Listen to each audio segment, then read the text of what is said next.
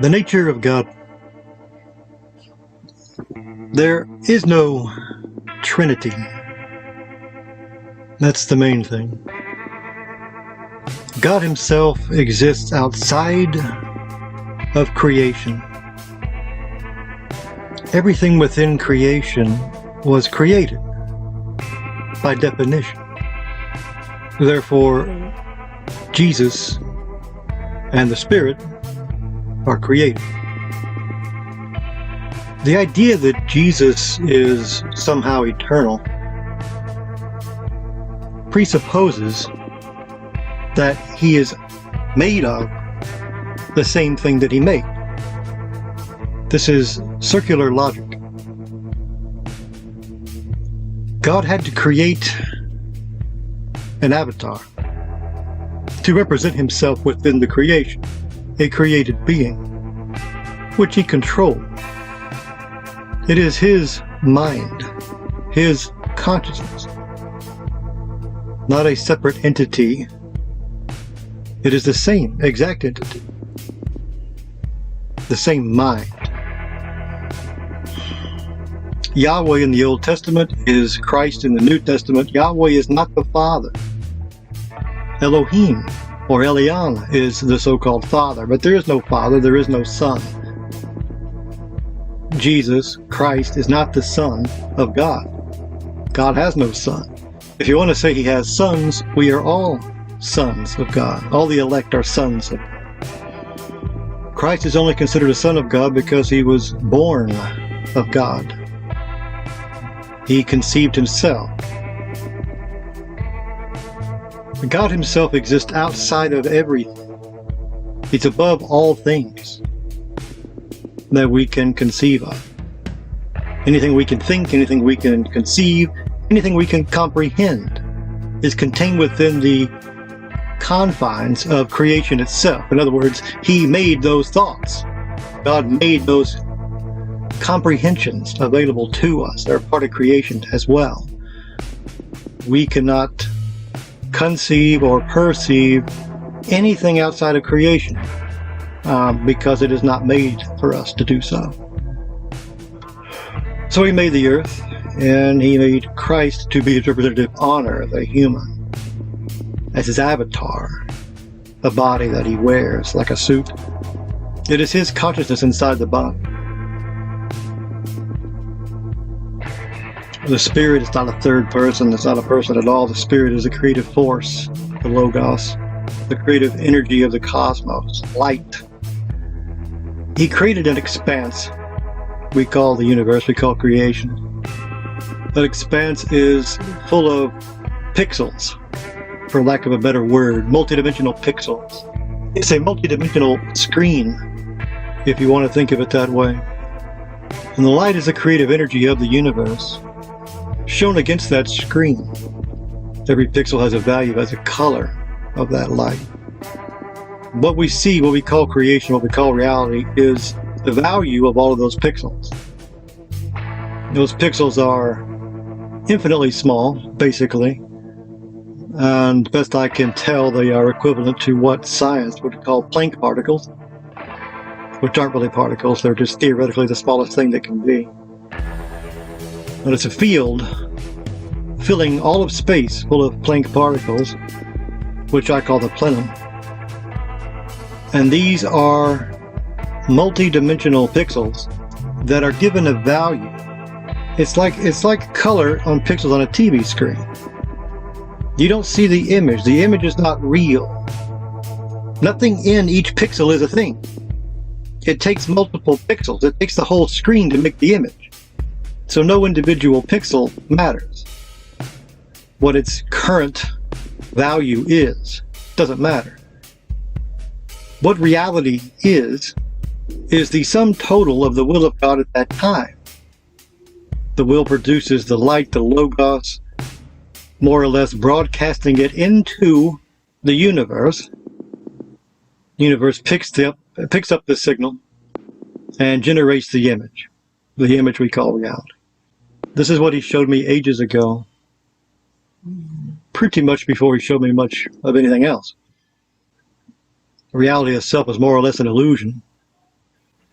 If you could assign, for example, numerical values to each of these pixels, each of these Planck particles, to represent any possible conceivable thing, any possible color variation it may have, then you could reduce the entire complexity of the universe to numerical patterns. But God exists outside the cosmos. I cannot stress that enough. I once had a person at church, when I went to Jim's church 20 years ago, in the 2000s. There was a guy I used to talk to a lot there, and one day he was talking with Jim. He was asking him, what is God made of? And Jim didn't have an answer. But he came back and he sat down next to me, and I tried to explain to him God isn't made of anything. What we call reality is only contained within creation. And by that definition of what is real and what exists, then God does not exist. God is not real, because we cannot define him by anything that has been made by him. And that concept seemed to go over his head. But God is not made of anything. He does not require anything in existence for him to exist. He does not require our creation to exist. He does not require air or light, numbers, any of those things. He's beyond it. Anything that we see, any vision a person sees of God is a created image. You cannot see God. There's no part of God to see. Whatever you are seeing is created in within the cosmos. Same as Christ. God himself, Elohim or Elyon, is the only thing that pre-exists, that predates the universe, predates creation. In the Platonic system, God, Elohim, would be equivalent to what he calls the One, or the To'en. That would be like the Brahman, I guess, in the Hindu system. The creative force, the original source that generates all things. Jesus would be the nous in the Platonic system, the divine intellect, the mind. What the Bible calls the Logos, the architect of universal order, cosmic order, which would be the same as Yahweh or Zeus, any of a various number of other pagan deities that are equivalent to biblical Yahweh. But Christ is Yahweh of the Old Testament. El would be another one. The Phoenician god El, the father of Baal, was the leader of the divine council, mentioned in Psalms. Of course, they attribute that to the biblical God, but it's talking about El. They took that psalm from El, from the Phoenicians. The divine council were the seven Anunnaki, which were the seven planets. And that's a whole separate topic. The spirit, what we call the spirit, is not a person. To me, it's the light, creative medium. Everything's made of light. In the Platonian system, it would be equivalent to the world soul, the third tier. And in the Greek system, this would be equivalent to Mercury or Apollo, Egyptian Horus. Under that you have human souls. But the light is, the spirit is the light, which is directed by Christ, controlled by God. I may have to go into this in a separate video later. But light, all matter is made of light. And this includes our DNA. Our DNA is a double helix that picks up the Logos, picks up the light, the signal, and it creates who we are. We are not made by our DNA. Our DNA is basically an antenna that picks up a signal that our body then becomes. Our body is a representative of our spiritual self, our soul. The body is just the image of that soul. That's why you see ghosts, disembodied people still look like them. When you die and you go to the other side, you still look like you. You don't change form because you're dead. It is still your form. You are what you are. The body is a part of you. It's a manifestation, an expression of who you are. Your body's not who you are, but it's an expression of yourself, an aspect of who you are. You are your soul. You are your spirit. You don't have a spirit. You don't have a soul. You are the soul. What you have is a body. But the body's you, just as your soul is you. There is no Trinity. The verse in the Bible that mentions a Trinity, the Father and the Son and the Spirit, that was added later. The original said the blood and the water and the Spirit. I'm not saying those three things don't exist.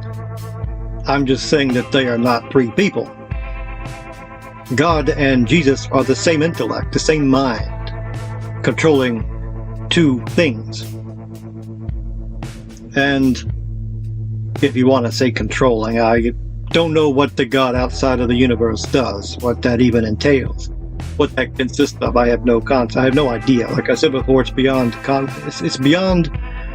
The God outside of the universe is beyond conceptualizing. It's just a thought. It's an idea in our mind. There again, it's equal to Plotinus's to win. It's just the highest concept humans can conceive of a thing being. There's nothing higher than that we can even imagine. It's the extent of our mind's capacity to imagine a thing existing. He controls Jesus, who we call Jesus, even though his name was Joshua, not Jesus, but Jesus is from the Greek version of Joshua. When they were talking to Jesus, they were talking to God. They were not talking to a man. They were talking to God in the flesh. He was Caucasian. He was not. Pretty much everybody in the Bible was Caucasian. The whole lineage of Adam down through Jesus was Caucasian.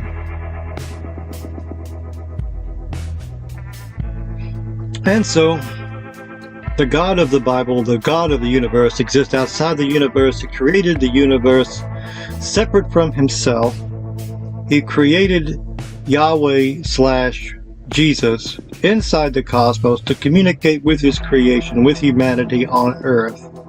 He inhabited Jesus as a soul, as a being, to control him as we control our bodies. He creates everything as Jesus, as it says in the Bible, as he calls him the Logos. He uses the Logos, the light, to create everything with by his will. I don't really see why God couldn't do it himself, but if you want to go by the biblical definition, the biblical description, Christ himself does the creating, and that's from within the creation. He chose us from the beginning, the elect, most likely he would save. He did not die for everyone, he only died for the elect, and the elect are only from the Caucasian race. What you say about God is what you say about Jesus, except for the fact that one is inside and one is outside the cosmos. What you say about Yahweh is what you say about Jesus. I will say one thing about the virgin birth. I don't really have a problem with the virgin birth. I wouldn't have a problem if she wasn't a virgin. That would not bother me. God does not require a woman to be any certain thing. He can use whoever he wants for whatever purpose he wants. I have a problem more with the birth itself than I do with whether she was a virgin or not. And in my mind, a more perfect version of Christ, a more perfect concept or idea would just be someone who came and manifested themselves on earth. In the Old Testament, you read about God, Yahweh, in the garden talking to Adam and Eve. You have Yahweh talking to Abraham. You have Yahweh in the flesh, physically talking to Moses. You have Yahweh wrestling with Jacob. This is what people call the pre-incarnate Christ. What Christians call the pre-incarnate Christ. And if he can manifest his body then, without being born, and talk to Adam and Eve, and Abraham, and Moses, in a physical body, then he could do so as Jesus in the New Testament. And in my mind, that's what I would prefer it to be. I will not say whether or not he was born of a virgin. I don't really care. To me, it's not the core issue of who he is as a being. The only reason I can think of why he would need to be born is to be in the lineage of David, which is to say, in the lineage of the Melchizedeks, Noah and Shem and Abraham and Judah, which is where David came from. That's a long story. That's another topic as well. I guess I will end this here, and I'll talk about other topics at a later time.